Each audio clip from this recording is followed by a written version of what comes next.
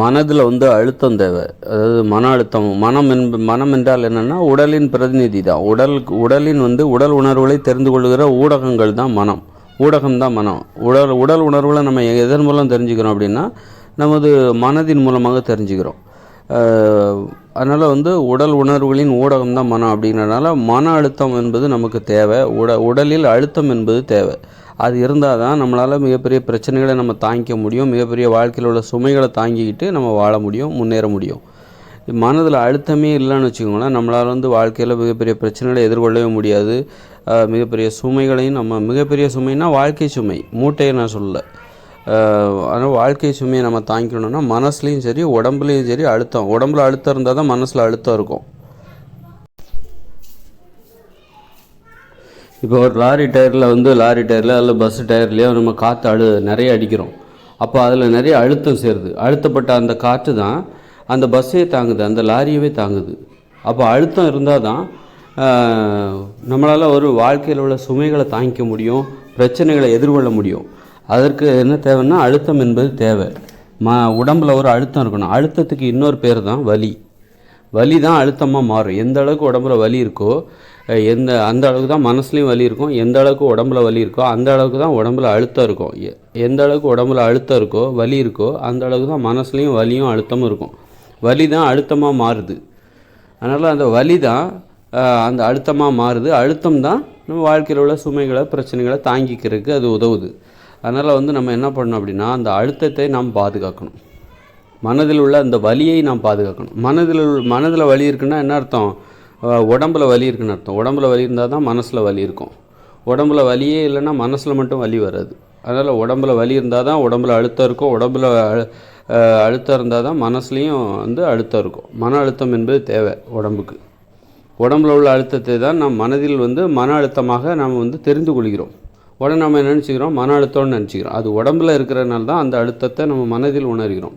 மனதில் அழுத்தம் இருக்கிறது என்றால் அதன் பொருள் உடம்பில் அழுத்தம் இருக்கிறது என்று பொருள். அந்த உடம்பில் இருக்கிற அழுத்தத்துக்கு பேர் தான் உடம்பில் உள்ள வலி. அதனால் உடம்புல வலி இருந்தால் தான் உடம்புல அழுத்தம் இருக்கும். நம்மளால் வாழ்க்கையில் உள்ள பிரச்சனைகளை தாங்கிக்க முடியும். அதனால் வந்து வலியை நம்ம வந்து விரும்பணும். வலியை விரும்பினா தான் உடம்புல அழுத்தம் ஏற்படும். அது மன அழுத்தமாக மாறும். அழுத்தம் தான் நமது பிரச்சனைகளை, வாழ்க்கையில் உள்ள பிரச்சனைகளையும் சுமைகளையும் தாங்கிக்கிறதுக்கு உதவி செய்யும். அதனால் வந்து என்ன பண்ணணும் அப்படின்னா அந்த அழுத்தத்தை பாதுகாக்கணும். இப்போ நீங்கள் காலைல நல்லா தூங்கி எந்திக்கிறீங்க. எழுந்திரிச்சிட்டு அந்த அழுத்தத்தை எப்படி உருவாக்குறது? அது தானாக வராது. அந்த அழுத்தம் என்பது தானாக வராது. அந்த வலி என்பது தானாக வராது. உடம்பில் பிரச்சனை, நமது வாழ்க்கையில் உள்ள பிரச்சனைகளை சுமைகளை தாங்கிக் கொள்வதற்கு தேவையான அழுத்தம், அந்த வலி என்பது தானாக ஒருத்தருக்கு வராது. அதை நாம் எப்படி வர வைக்கிறது? அதுதான் உடற்பயிற்சி, உடல் உழைப்பு. நம்ம யோகாசனம் பண்ணுறோம், 1/2 மணி நேரம் யோகாசனம் பண்ணுறோம் டெய்லி. 1/2 மணி நேரம் பண்ணால் போதும். அல்லது அப்பப்போ எப்போல்லாம் தோணுதோ அப்போல்லாம் ஒரு உடற்பயிற்சி நீங்கள் செய்யலாம்.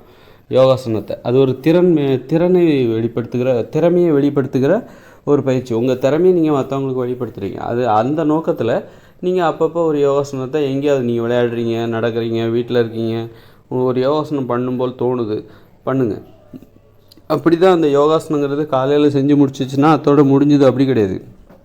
நீங்கள் வந்து அடிக்கடி அதை பண்ணணும். அடிக்கடி உடற்பயிற்சி என்பது வந்து ஏதாவது ஒரு வகையில் நீங்கள் பளு தூக்குற மாதிரி கூட உடற்பயிற்சி செய்யலாம். அதனால் உங்கள் வாழ்க்கை முழுதுமே நீங்கள் ஏதாவது தண்டால் எடுக்கிற மாதிரி, புல்லப்ஸ் எடுக்கிற மாதிரி ஒரு வாழ்நாள் முழுதுமே நீங்கள் இந்த உடற்பயிற்சியை வந்து சேர்த்துக்கிட்டே வரணும். அப்போ தான் வந்து நீங்கள் வாழ்நாள் முழுதும் ஊக்கத்தோடு இருக்க முடியும். வாழ்நாள் முழுதும் அந்த உடலில் வலியை பராமரிக்க முடியும். அது தினசரி வாழ்க்கை முழுதும், தினசரி காலையிலேருந்து ஆரம்பித்து இரவு வரைக்கும் உங்களுக்கு வந்து நிறைய பிரச்சனைகளை சந்திப்பீங்க. அதை திறம்பட கையாளணும் அப்படின்னா, திறம்பட செய்து முடிக்கணுன்னா உங்கள் உடம்புல வலி தேவை. அந்த வலியை நீங்கள் உருவாக்கிக்கிட்டே இருக்கணும். காலையில் நீங்கள் உடற்பயிற்சி செஞ்சீங்க, அதோட முடிஞ்சுது. அப்புறம் வந்து சாயந்தரம் ஆனால் அந்த உடம்புல உள்ள வலியெல்லாம் போயிடும். உடற்பயிற்சி செஞ்சோன்னா உடம்புல கொஞ்சம் வலி வரும். இப்போ வந்து நம்ம ஜிம்முக்கு போய் உடற்பயிற்சி செய்கிறோம், அதனால் உடம்புல கொஞ்சம் வலி வரும். காலையில் உடற்பயிற்சி செய்ததால் உடம்பில் ஏற்பட்ட வலி அப்படியே மத்தியானம் வரைக்கும் இருக்கும். அப்புறம் மறைஞ்சிக்கிட்டே போயிடும். அப்புறம் என்னாகும்? அந்த வலி இருக்கிற வரைக்கும் தான் நம்மளால் ஒரு வேலையை சிறப்பாக செய்ய முடியும். உடம்புல வலி இருக்கிற வரைக்கும் தான், உடம்புல இருக்கிற வலி தான் அழுத்தம். அந்த அழுத்தம் இருக்கிற வரைக்கும் தான், அந்த வலி இருக்கிற வரைக்கும் தான் நம்ம வந்து நம்முடைய வேலைகளை சிறப்பாக செய்ய முடியும். நம்மளுடைய வாழ்க்கையில் தொழிலாக இருக்கட்டும், எந்த வேலையாக இருந்தாலும் சிறப்பாக செய்ய முடியும். அது வந்து நம்ம உடம்புலேருந்து மறைய ஆரம்பிச்சிச்சுன்னா காலையில் உடற்பயிற்சி செஞ்சோன்னா அப்படியே ஒரு 12 மணி வரைக்கும் இருக்கும். அப்புறம் அப்படியே மறைய ஆரம்பிக்கும், குறைய ஆரம்பிக்கும். அப்புறம் அப்போ என்ன ஆகும்னா நம்மளால் வந்து ஒரு திறமையாக நம்மளுடைய வேலைகளை செய்ய முடியாது. அது குறைஞ்சிட்டே போகும், நம்முடைய திறன் என்பது குறைஞ்சிட்டே போகும். உடனே என்ன பண்ணணும்னா உடனே ஒரு உடற்பயிற்சி செய்யணும். ஏதாவது தண்டரை எடுக்கணும், அல்லது ஒரு ரவுண்டு ஓடிட்டு கூட வரலாம். இப்படி உடலில் வந்து அழுத்தத்தையும் வலியையும் நாம் ஏற்படுத்த வேண்டும், செயற்கையாக ஏற்படுத்த வேண்டும். செயற்கையாக வலியை ஏற்படுத்தும் பொழுது அது உடலில் அழுத்தமாக மாறுகிறது, அதுதான் மன அழுத்தமாக மாறுகிறது. அந்த அழுத்தம்தான் அது உறுதியாக மாறுகிறது, மன உறுதியாக மாறுகிறது. அந்த மன உறுதி தான் நம்ம வாழ்க்கையில் உள்ள பிரச்சனைகளை தாங்கிக்க உதவி செய்யுது. இப்போ ஒரு டயரில் வந்து ஒரு பஸ் டயரில், லாரி டயரில் காற்றடிக்கிறோம். அது வந்து அழுத்தப்படுது, மேலும் மேலும் அழுத்தப்படுகிறது. அது இந்த காற்றுக்கு ஒரு வலியாக மாறி, அது உறுதியாக மாறி, உறுதியாக மாறி அந்த பஸ்ஸையே தாங்கி பிடிக்குது. ஒரு பஸ்ஸு எவ்வளோ வெயிட் இருக்கும், ஆனால் அந்த வெயிட்டையே எது தாங்குதுன்னா அந்த அழுத்தப்பட்ட காற்று தான். ஒரு டயர் டியூப்புக்குள்ளே அழுத்தப்பட்ட அந்த காற்று தான் மேலும் மேலும் அழுத்தப்பட்டு கடினமாக உறுதியாக மாற்றப்பட்ட அந்த காற்று தான் வந்து அந்த பஸ்ஸையே தாங்கி பிடிக்குது. அந்த அளவுக்கு அப்போ மன அழுத்தம் என்பது நமக்கு தேவை, உடல் அழுத்தம் என்பது தேவை. உடல் அழுத்தம் எப்போது ஏற்படும் என்றால் வலி இருந்தால் தான் வரும். உடற்பயிற்சி செய்யணும். இன்றைய உலகில் வந்து நம்ம உடல் உழைப்புக்கு வாய்ப்பு இல்லை, உடற்பயிற்சி செய்வதற்கு நமக்கு வாய்ப்பு இருக்குது. நம்ம எந்த வேலை செஞ்சாலும் சரி அடிக்கடி உடற்பயிற்சி செஞ்சுக்கிட்டே இருக்கணும். அப்போ தான் அந்த உடம்பில் அந்த அழுத்தத்தையும் வலியையும் பராமரிக்க முடியும். நாள் முழுவதும் நாம் செய்கிற எல்லா வேலையும் சிறப்பாக இருக்கும்.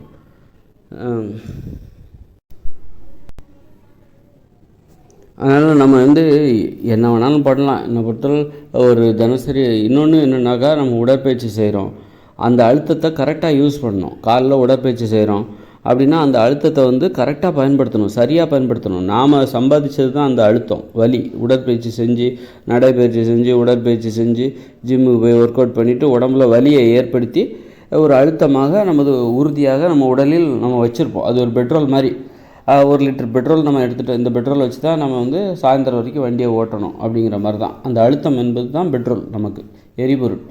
அப்போ நம்ம என்ன பண்ணணும்னா அந்த எரிபொருள், அந்த அழுத்தம் என்கிற அந்த வலியினால் ஏற்படுகிற, உடலில் ஏற்படுகிற உடற்பயிற்சியினால், உடல் உழைப்பினால் உடலில் ஏற்படுகிற அந்த வலியினால் உடலிலும் மனதிலும் ஏற்படுகிற அந்த அழுத்தம் என்கிற அந்த ஆற்றலை வீணாக செலவழிச்சிடக்கூடாது. எப்படின்னாக்கா, காலையிலேருந்து சாயந்தரம் வரைக்கும் நீங்கள் செய்ய வேண்டிய தினசரி கடமைகள் இருக்கும்ல, கடினமான வேலைகள், அதை செஞ்சு முடிக்கிறதுக்காக அந்த அழுத்தத்தை நீங்கள் பயன்படுத்துங்கள். நீங்கள் காலையிலேருந்து சாயந்தரம் வரைக்கும் தினசரி வாழ்க்கையில் நிறைய கடமைகள் இருக்கும், தொழில் இருக்கும், வீட்டில் உள்ள பிரச்சனைகள், வெளியில் நிறைய பிரச்சனைகள் இருக்கும். அதெல்லாம் செஞ்சு முடிக்கிறதுக்காக நீங்கள் காலைல உடற்பயிற்சி செஞ்சு, உடல் உழைப்பில் ஈடுபட்டு, நடைப்பயிற்சி செஞ்சு, உங்கள் உடம்புல ஒரு வலியை ஏற்படுத்தி, அதன் மூலம் உங்கள் உடலிலும் மனதிலும் ஒரு அழுத்தத்தை ஏற்படுத்தினீர்கள் அல்லவா?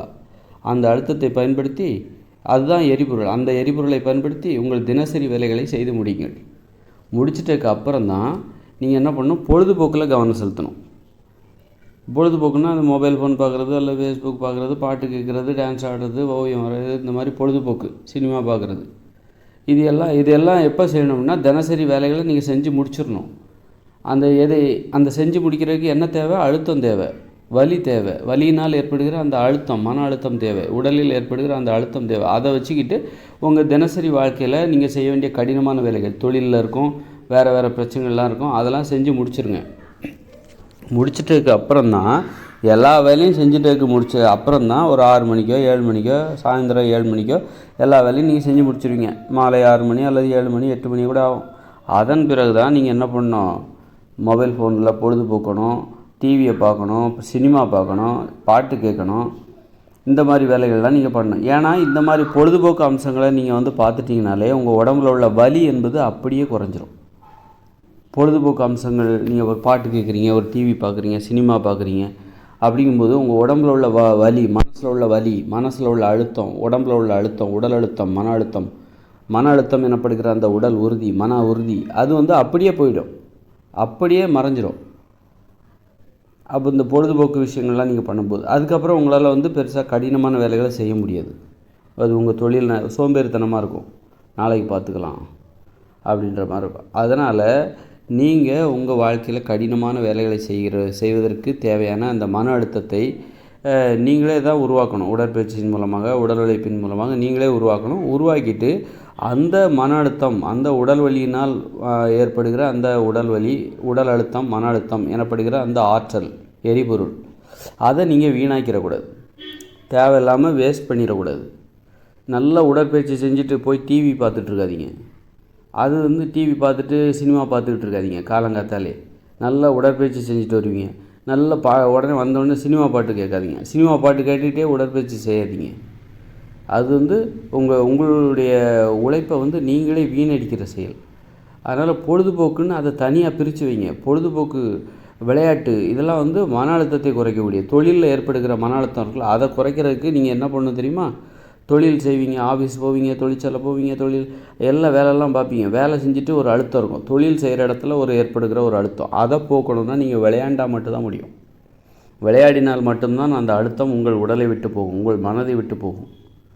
அந்த அளவுக்கு விளையாட்டுக்கு ஒரு பவர் உண்டு. அதை நீங்கள் வேறு எங்கேருந்தும் பெறவே முடியாது. நீங்கள் டிவியில் கிரிக்கெட் பார்த்தாலும் பெற முடியாது. அந்த அழுத்தத்தை போக்கவே முடியாது. அற்புதமான ஒரு மருத்துவம் அது விளையாட்டு என்பது. அதெல்லாம் நம்ம விட்டுட்டு நம்ம என்ன பண்ணுறோம் அப்படின்னா, இன்றைக்கி நான் வந்து சும்மா உட்காந்து டிவி பார்த்துட்டு விளையாட்டை பார்த்துட்டா நமக்கு அது மன அழுத்தம் வேறு மாதிரி ஒரு பிரச்சனைகளை உண்டு பண்ணும். மன அழுத்தத்தை இன்னும் அதிகரிக்கும். அப்படின்னா அந்த அழுத்தத்தை வச்சுக்கிட்டு நம்ம நல்ல வேலைகளை செஞ்சு முடிக்கலாமே அப்படின்னு நீங்கள் கேட்காதீங்க. இது வந்து வேறு மாதிரியான அழுத்தத்தை ஏற்படுத்தும். நீங்கள் டிவி பார்க்குறனால, டிவியில் உள்ள வந்து விளையாட்டுகளெல்லாம் பார்க்குறனால, நீங்கள் விளையாடுகிற வழக்கம் உங்களிடம் இல்லாமல் வெறுமனே நீங்கள் டிவியில் வந்து விளையாட்டை பார்க்குறீங்க அப்படின்னா அது வேறு மாதிரியான அழுத்தத்தை ஏற்படுத்தும்.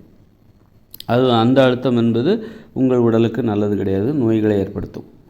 அதனால் வந்து நீங்கள் உங்கள் அழுத்தம், மன அழுத்தம் தேவை. அந்த மன அழுத்தத்தை வச்சு தான் நம்ம வந்து வாழ்வில் நிறைய பிரச்சனைகளை எதிர்கொள்ளணும், சுமைகளை தாங்கிக்கணும்.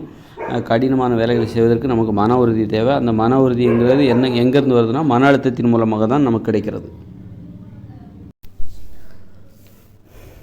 மன உறுதி என்பது உடல் பயிற்சினாலையும் உடல் உழைப்பினாலையும் அது நமக்கு கிடைக்குது. அந்த மன உறுதி, மன அழுத்தம் என்பதெல்லாம். அதனால் வந்து அதை வந்து நம்ம காலையில் நம்ம பயிற்சி செய்கிறோம், நாள் முழுதுமே நம்ம அப்பப்போ உடற்பயிற்சி செய்யணும். அதை செஞ்சுட்டு அதனால் ஏற்படுகிற உடல் வலி, அதனால் ஏற்படுகிற உடல் அழுத்தம், மன அழுத்தம் எனப்படுகிற அந்த ஆற்றல், அதை வந்து நம்ம சரியாக பயன்படுத்தணும், வீணடிச்சிடக்கூடாது. எப்போ பார்த்தாலும் பாட்டு கேட்குறது, சினிமா பாட்டு கேட்டே வேலைக்கு போகிறது, வேலை பார்க்கும்போது சினிமா பாட்டு கேட்டே வேலை பார்க்குறது, இதெல்லாம் வந்து நமது ஆற்றல், நாம் கஷ்டப்பட்டு சேர்த்த அந்த ஆற்றல், அதாவது அந்த தின வேலைகளை செய்வதற்கு நாம் வந்து நமக்கு கொடுக்கப்பட்ட அந்த ஆற்றல், அதை வந்து வீணாக செலவழிக்கிறோன்னு அர்த்தம். அதனால் தினசரி வேலைகள் எல்லாவற்றையும் செய்து முடித்த பிறகு தான் நம்ம வந்து பொழுதுபோக்கு விஷயத்தில் கவனம் செலுத்தணும். விளையாட்டு, ஆடல், பாடல், கதை சொல்கிறது, கவிதை எழுதுறது, ஓவியம் வரைகிறது, இந்த மாதிரியான பொழுதுபோக்கு அம்சங்கள்லாம் எப்போ அப்படின்னா விளையாட்டு, இதெல்லாம் என்னென்னா நம்ம எல்லா வேலையும் நம்ம வாழ்க்கையில் நம்ம தினசரி செய்ய வேண்டிய கடினமான வேலைகள்லாம் இருக்கலாம், அதெல்லாம் செஞ்சு முடிச்சிட்டதுக்கப்புறம் தான் இதெல்லாம் செய்யணும். இதெல்லாம் இந்த விளையாட்டு, ஆடல், பாடல், கதை சொல்கிறது, கவிதை எழுதுறது, இந்த மாதிரி சிற்பம் செய்கிறது, இந்த மாதிரியான பொழுதுபோக்கு விஷயம் இருக்குல்ல, இதெல்லாம் மாலையில் ஒரு 5 மணிக்கு மேலே செய்யும்போது, அதில் ஒரு 4 மணிக்கு மேலே செய்யும்போது நம்ம மனசே லேசாயிடும். மனசில் உள்ள அழுத்தம் எல்லாமே போயிடும். அப்புறம் நிம்மதியாக போய் தூங்கலாம். இரவு வந்த பிறகு இந்த மாதிரி ஒரு வழக்கத்தை இதிலெல்லாம் வந்து ரொம்ப கவனமாக இருக்கணும். காலங்காத்தாலே டிவி பார்த்துடக்கூடாது. காலங்காத்தாலே மொபைல் ஃபோனை தூக்கி வச்சுட்டு ஏதாவது ஃபேஸ்புக்கு அப்படி இப்படின்னு போனால் அன்றைய தினம் நீங்கள் மன உறுதியற்றவராக ஆகிவிடுவீர்கள். உங்களிடம் உள்ள மன உறுதி இந்த மாதிரி காலையிலே வீணடிக்கப்பட்டு விட்டது என்று பொருள். மன உறுதியற்றவராகவும் சோம்பேறித்தனமாகவும் அன்றைய தினம் உங்களுக்கு கழியும். அதனால் இதில் நம்ம கவனமாக இருக்கணும். சில தொழில்நுட்பங்களை நம்ம தெரிஞ்சுக்கணும். நம்ம வேலை செய்கிறதுங்கிறது வந்து அதற்கான ஆற்றல் நமது மனதிலிருந்து கிடைக்கிறது, நமது மூளையிலிருந்து கிடைக்கிறது. அதற்கான உந்துதல், ஊக்கம், உற்சாகம்லாம். அந்த உற்சாகம் எதனால் பாதிக்கப்படுகிறது, நாம் செய்கிற எந்தெந்த செயல்களினால் பாதிக்கப்படுகிறது என்பதை நாம் தெரிந்து வைத்து கொள்ள வேண்டும். அதுதான் தொழில்நுட்பம். அப்படி தெரியாமல் அதான் வந்து ஏன் நம்ம அன்னைக்கு உற்சாகமாக இருந்தோம், இன்றைக்கி ஏன் உற்சாகமாக இல்லை அப்படின்னு நிறைய பேர் குழம்பி போய் என்ன பண்ணுவாங்க, சாமியை கும்பிட போயிடுவாங்க, கோயில் குளத்துக்கு போயிடுவாங்க. நமக்கு மேலே ஒரு விஷயம் இருக்குது போலுங்க, அதனால தான் அன்னைக்கு நம்ம உற்சாகமாக இருந்தோம், உறுதியாக இருந்தோம், நல்லா ஓடியாடி சம்பாதிச்சோம். இன்றைக்கி வந்து நாம் வந்து நமக்கு அந்த வேகம் வரமாட்டேங்குது, அந்த உற்சாகம் ஆர்வம்லாம் வரமாட்டேங்குது அப்படின்னு சொல்லிட்டு ரொம்ப குழம்பி போயிடுவாங்க, தன்னம்பிக்கை இழந்துருவாங்க. அப்போ எல்லாம் நம்மக்கிட்ட எதுவும் இல்லை, ஏதோ ஒன்று நமக்கு கிடைக்குது, அப்புறம் நம்மளை விட்டே அது போயிடுது அப்படின்னு நினச்சிட்டு, அப்போ அதெல்லாம் கடவுள் ஏதோ இருக்கார் போலுங்க அப்படின்னு நினச்சிட்டு கோயில் குளத்துக்கு போயிட்டு அல்லது அவங்கவுங்க மத வழிபாட்டில் மதத்தின் மீது ரொம்ப ஆர்வம் காட்ட ஆரம்பிச்சிடுறாங்க. நீங்கள் அது தேவையில்லை. இதுதான் வந்து உங்களுடைய நீங்கள் வளர்ச்சி பெறணுமா, இந்த விஷயத்தெல்லாம் கவனம் செலுத்தி ஆகணும். நீங்கள் முன்னேறணுமா, போய் கோயில் குளத்தில் போய்ட்டோ கடவுள்கிட்ட போய்ட்டோ வணங்காதீங்க, வேண்டாதீங்க. அதற்கு பதிலாக நான் சொல்கிற இந்த மாதிரியான முயற்சிகள், இந்த மாதிரியான நுட்பங்களை தெரிஞ்சுக்கணும். மனதில் உள்ள ஆற்றலை எவ்வாறு பயன்படுத்துவது, அது எவ்வாறு நமக்கே தெரியாமல் நமது அறியாமையில் வீணடிக்கப்படுகிறது அப்படிங்கிற அந்த தெளிவை நாம் வளர்த்துக்கிட்டால் மட்டும்தான் நம்மளால் முன்னேற முடியும். மாறாக நீங்கள் வந்து எவ்வளோ தான் நீங்கள் கோயில் குளத்தையும் கடவுளையும் கும்பிட்டாலும் உங்களுக்கு வந்து உங்கள் அறியாமையால் வீணடிக்கப்படுகிற அந்த ஆற்றல் உங்களை மீண்டும் வந்து சேரவே சேராது. இன்னும் நான் சொல்லுகிற இந்த நடைமுறையை பின்பற்றி உங்கள் தவறுகளை நீங்கள் திருத்தி கொண்டால் மட்டும்தான் உங்களுக்கான ஆற்றல் உங்களுக்கு நீங்கள் ஜெயிக்கிறதுக்கான அந்த ஆற்றலை நீங்கள் ஒழுங்காக பயன்படுத்த முடியும்.